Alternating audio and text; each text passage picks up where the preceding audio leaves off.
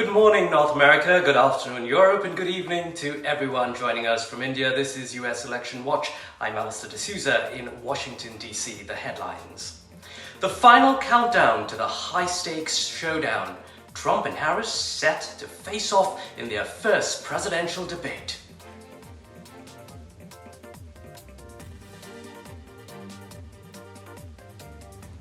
A government shutdown looms as Congress faces a funding fight. Democratic lawmakers say funding is being weaponized by the Republicans.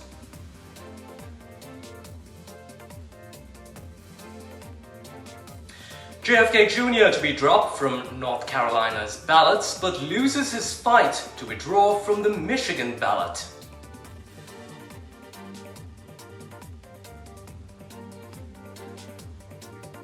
US rock band White Stripes sues Trump for the use of their hit song, accuses the Trump campaign of a flagrant misappropriation.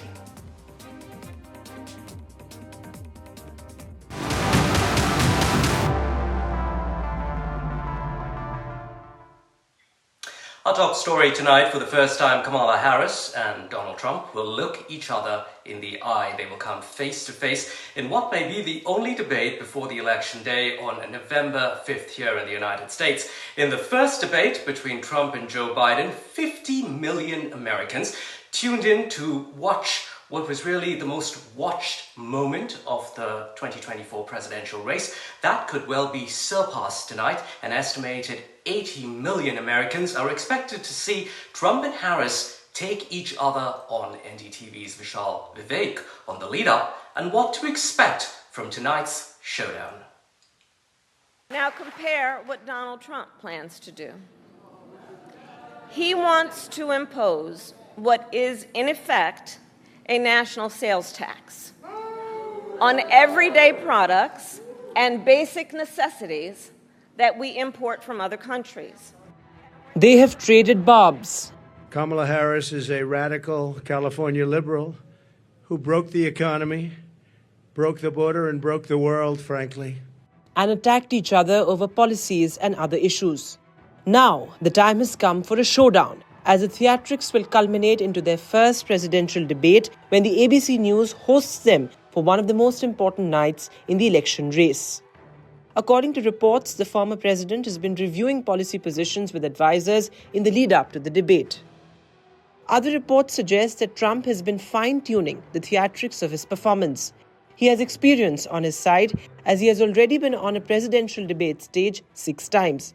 His confidence was palpable when he said last week that he's been preparing all his life for this debate. On the other hand, this is Kamala Harris's presidential debate debut, with just a few weeks to prepare for the big event. Harris has spent the past week in a Pennsylvania hotel, going through policy books. To counter Trump's expected theatrics, the Harris team has reportedly built a mock television stage, which is fully fitted with a debate podium and has a proper lighting. According to reports, top advisors are playing the role of Trump, even dressing up like the 78-year-old. This idea that they're all against it is just ridiculous. And this is the guy who says the state should be able to have it. You don't even know whether you're pregnant or not, but you cannot see a doctor and have him decide on. Traditionally, viewers have focused more on candidates that unnerve their opponents or seem more confident, with policy proposals not playing a big role. When Trump and Harris have a go at each other, America and the rest of the world will be watching closely for signs of confidence. With Vishal Vivek, Bureau Report, NDTV World. Okay, so time to debate the debate here on NDTV US Election Watch. Rachel Dean Wilson with the German Marshall Fund, a think tank, joining us. Rachel is also former communications director for the late US Senator John McCain. We also have Zena. She's a journalist and professor. Thank you very much for joining us here this morning. Rachel, first to you. Kamala Harris has been really on a euphoric run, a high after Joe Biden stepped aside, but the polls show that she really hasn't been able to make bigger strides, surge past Donald Trump. The criticism remains. Voters don't know who she is. She needs to better define herself. We hear this over and over again, and tonight is a chance to do that. But what really does that mean? What does it mean for her to define herself for American voters? Absolutely. The importance of tonight can't be understated. This may be the only opportunity that voters get to see both candidates debate one another together on stage, duking it out on the issues. For Trump, the bar is pretty low in that, or relatively low, in that he needs to show up and look somewhat presidential, not remind voters of kind of the most chaotic version of Trump. And for Harris, the bar is higher. It's a little more complicated. She is new to the ticket. She had the opportunity to introduce herself to the country, which may seem funny as a sitting vice president, but she does not have, really, she's not as well known as the former president Trump is to the US electorate. And so she really did have this opportunity to introduce herself at the convention. But that's a very scripted platform, and you get to tell your story exactly the way you want to tell it, which is a great opportunity that both of the candidates have. And this is a completely different setup where she is going to have to show and tell the American people who she is. On the telling part, I think she's most effective when she's talking about how she is going to be a president for everyone and focusing in on the economy. And I think on the showing part, it's really going to be how she is interacting with Donald Trump. And so there is a fine balance there. She doesn't want to get out over her skis and aggressiveness if he is going to play it safe and calm and cool and collected. And so she really has to be in a position where she is able to kind of shift strategies depending on what she's getting from her debate opponent. Right, Senia, what about you? What are you hoping to hear from Kamala Harris tonight? So firstly, I'm very excited for this debate, and I'm going to start off with actually talking about the Siena Times poll, which shows that both the candidates, Kamala Harris and former President Donald Trump, are pretty much neck to neck, specifically in the key swing states, right? And when we talk about the key swing states, we also have to talk about the policies and what the viewers want to hear from both these presidential candidates, right? One is a vice president. Of course, she is coming fresh to this presidential debate. This is her first presidential debate. We've seen her with Pence in the vice president debate that we saw in the last election. And then on the other hand, you have Donald Trump, who's at this point, I'd like to call him a veteran for presidential debates, right? We all remember how he targeted Hillary Clinton, calling her a nasty woman, and then also he said that he's going to send her to jail. So it's going to be very interesting how this plays out, right? Will he attack her specifically on policies with regards to economy, inflation, immigration, abortion, social security, Medicare? All these are internal issues. Foreign affairs with regards to, of course, the war in Ukraine, the war in Gaza, right? Their stance on Israel for both the candidates. That's what voters want to hear about, right? We are unclear currently regarding Trump's stance on quite a few key policy-related issues. His issues on, we know about taxation, but let's say childcare, for example, which is very important, very relevant to a very large voter base. We know about his stance on immigration, right? He wants to continue to build the wall if he comes to power.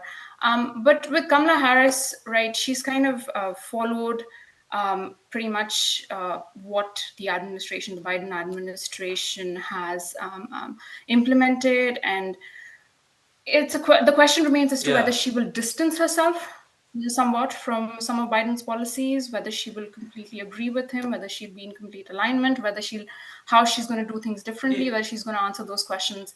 Of course, it remains to be seen. But, the last debate between Biden and Trump was watched by 50 million viewers. Let's see, will this break the Super Bowl record?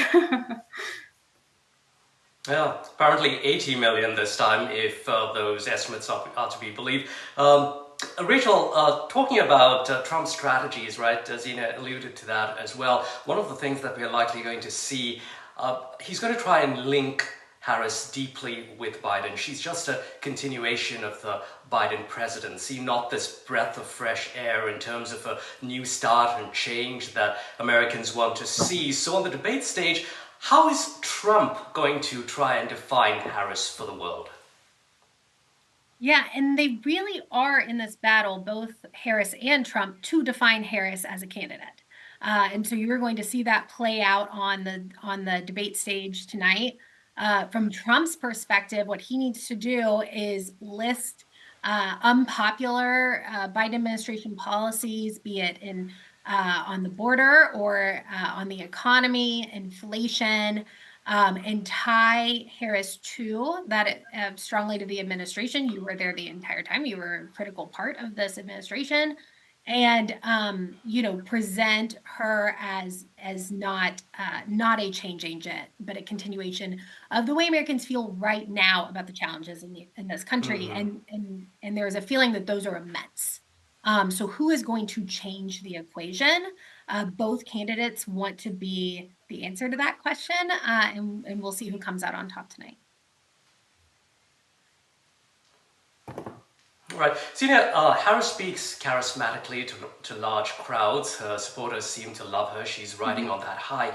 But she's often doing that with a teleprompter, prepared script. When it comes to actually speaking off the cuff, and of course there'll be no notes tonight, no teleprompter at the debate.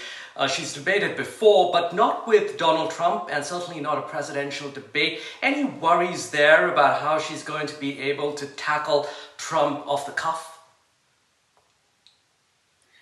That's a great question, Allister, and that's something that I have been thinking about, going through some of her previous debates. A lot of, what she said during her campaign, what she even said during the interview with CNN's Dana Bash has been primarily scripted, right? There have been some flip-flops on policy, for example, her stance on fracking, but it's going to be interesting to see how, she tackles Trump's one-liners, right? What she might say to his barbs.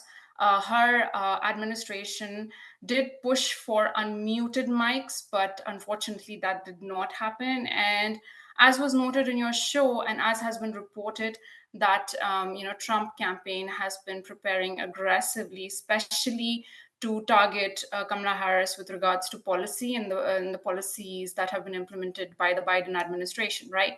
And let's not forget what Tulsi Gabbard said about Harris, and she stated that Harris needs to apologize for being for her work as a public prosecutor in California, putting over 1,400 people in prison and unfairly targeting Black and brown, immigrants and of course, criminals. So, well, I would correct that mm-hmm. word, Black and brown people, right, unfairly targeting those. So let's see how, Trump questions Harris and questions her with regards to her record as a public prosecutor, with regards to her flip-flop on policies on, issues such as fracking.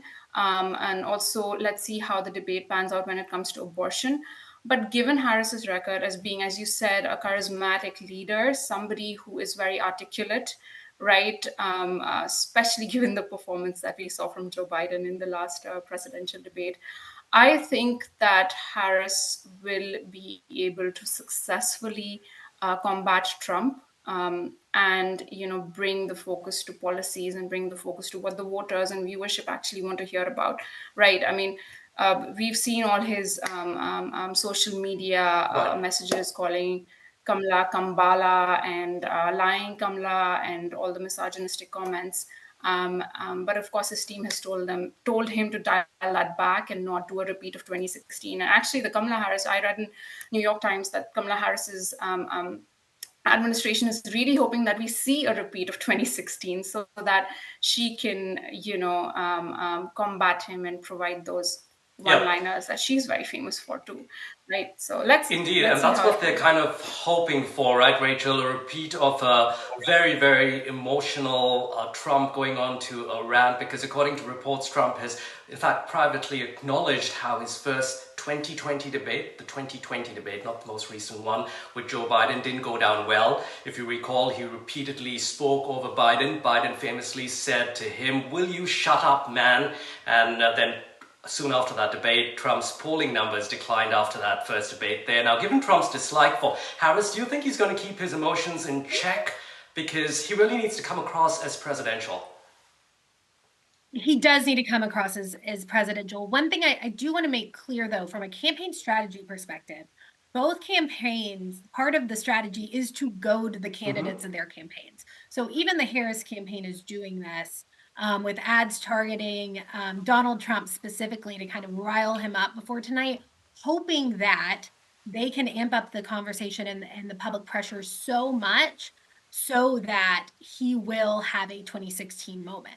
I think if the Donald Trump that showed up against Joe Biden shows up tonight, that the Harris campaign is in trouble, because there were so many opportunities during that debate with Joe Biden where Trump could have, made the story about himself, and he really reined it in. So if there's a reined in Trump tonight, I think that is a more difficult situation for Harris to react to than if he is more of the 2016 version where he's cutting people off. Now, there's a muted mic in between questions and answers, so he will not be able to just ramrod anyone who's speaking. I mean, I remember watching, the 2020 debate. I remember watching the 2020 debate, and I thought, well, we've ruined presidential debates from this point forward, because it was actually unwatchable. And so I think we might get around some of that with this this format tonight. And it proved me wrong, because the debate Biden and Trump was more consequential than almost any debate before it. So yes, we will have to see what comes tonight. Right. Okay, so Rachel, Zena, do stay with us. We want to get your reaction on an unfolding story now. Democrats accusing Republicans of weaponizing government funding. So what's going on? Well, funding for the US government runs out on September the 30th for ordinary Americans. A shutdown would mean closing things like national parks, limiting other public services, and furloughing millions of workers just before the elections. Now, former President Donald Trump's urging Republicans to force a shutdown unless certain demands are met. In order to agree to the funding the government, House Republicans want legislation requiring people to prove U.S. citizenship when they register to vote. Now, quite an interesting development there over the last few days. Senia, foreigner voting in the US federal election is extremely rare. Besides, it is already against the law for non-citizens to vote in federal elections. Do you agree that the whole issue here is, as the Democrats would say, being weaponized just weeks before the elections? Yes, Definitely. Absolutely. I mean, my apologies. Was that a question for me? I can let my fellow panelists speak first. Go ahead, Rachel. Go ahead. Yes, go ahead.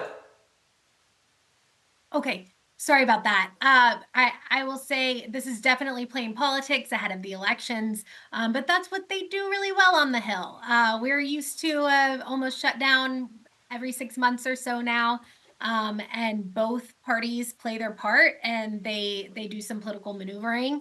But at the end of the day, I am not concerned about a shutdown actually taking place because it does not benefit anyone, but particularly the Republicans going into election season to have shut down the government. On the legislation and the voting piece of this, non-citizen voting is not a big issue in the United States, but there has been an effort to spin that up, which I do find concerning because you're talking about the issue of immigration, which is incredibly hot button, and our election administration, and our election administrators are under a lot of pressure right now. And so, we would like to bring down the temperature on the non-citizen voting. This definitely amps up the temperature on the non-citizen voting. But on a baseline voter ID, kind of have your ID to vote in US elections, it's a very popular concept with the American public. So that's why it puts Democrats in a tricky position. Right. Zena, you heard Rachel there. She's not to worry about how this is going to play out, but what do you think? We've seen how previous shutdowns are always down to the wire at the last moment. You know, either side agrees to some concessions and then the funding proceeds. But this time around, I was just wondering, because Democrats will have to tiptoe rather carefully. There could be voter backlash if they disagree to the Republicans' demands, no matter what the reality is on illegal voters, so to speak. It's the perception that matters going into the polling day. Yes, absolutely. You know, Allister, as you said, and my fellow panelist, definitely about the perception that matters, right? Let me read out what Republicans are, harping over and what the actual issue is, right? From AP News, which is that Republicans are adding a hot button immigration issue to the measure by requiring states to obtain proof of citizenship, such as birth certificate or passport, when someone registers to vote. I think it goes back to the debate about immigration and a porous border that the United States shares, and a lot of immigration, not just from Mexico, but from Central America, right? That's been a big issue in this election. And I'm going to actually show you this flyer that had been dropped off at my residence, if I can put it up to the camera. And one of the big issues here, this is for advertising for the Republican Party, paid for by Donald Trump's campaign. And it states that immigration is one of the bigger issues, right? A porous border. So, of course, this is going to interestingly play out as we talk about government funding, though we see the Congress and, bipartisan sort of debate regarding federal funding. We've seen it play out many a times in the media through election cycles that we've all experienced. So It's nothing new that there has been debate, but bringing up the issue of immigration, of course, it definitely is kind of a continuation of Donald Trump's campaign and the constant debate and discussion about immigration and how Republicans are targeting Democrats for having that porous border and not doing enough to secure our borders. Rachel and Zena, thank you so much for your time this morning. Really appreciate it. In other news now, time to have a quick look at the polls. The US election remains neck and neck with a tight race in key battleground states. Democratic nominee Kamala Harris is leading in one significant area, the excitement factor. A new CBS News poll shows Democrats in Pennsylvania, Michigan, and Wisconsin are more enthusiastic about Harris's campaign than Republicans are about Trump's. Now, specifically, nearly 90% of Democrats in Michigan, not far behind, is Pennsylvania, and Wisconsin that are riding that Harris high. In comparison, 78% of Republicans in Michigan are excited about Trump's campaign. That number slightly lower in Pennsylvania and Wisconsin.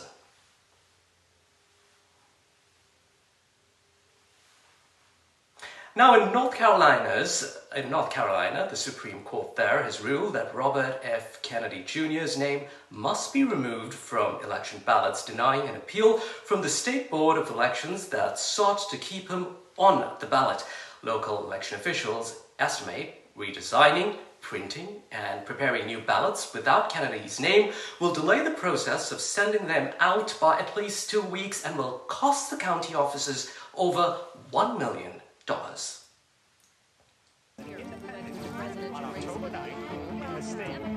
it's time to heal a divided nation and return the power to the people. Robert Kennedy Jr.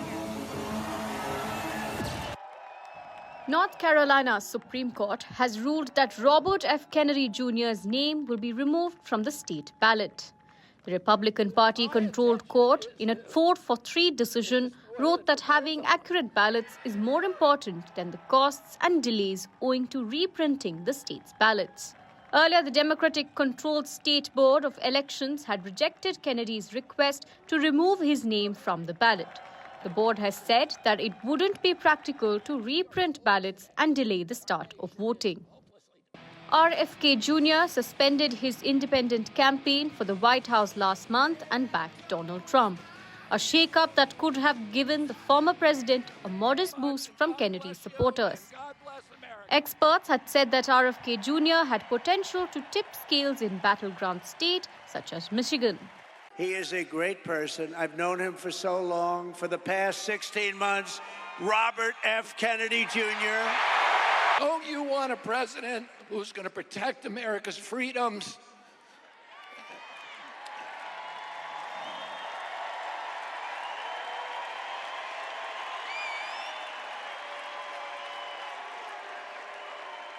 And who is going to protect us against totalitarianism?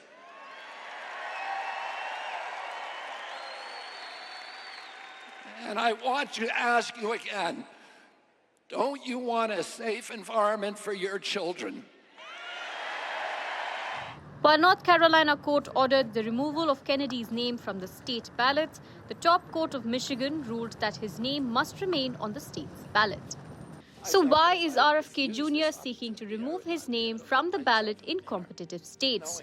The answer is quite obvious. Kennedy intends to boost the former president's chances of winning these states. In a total reversal from his previous stance, Kennedy has told his supporters to back Trump no matter what state they live in. Vishal Vivek reports for NDTV World, Bureau Report.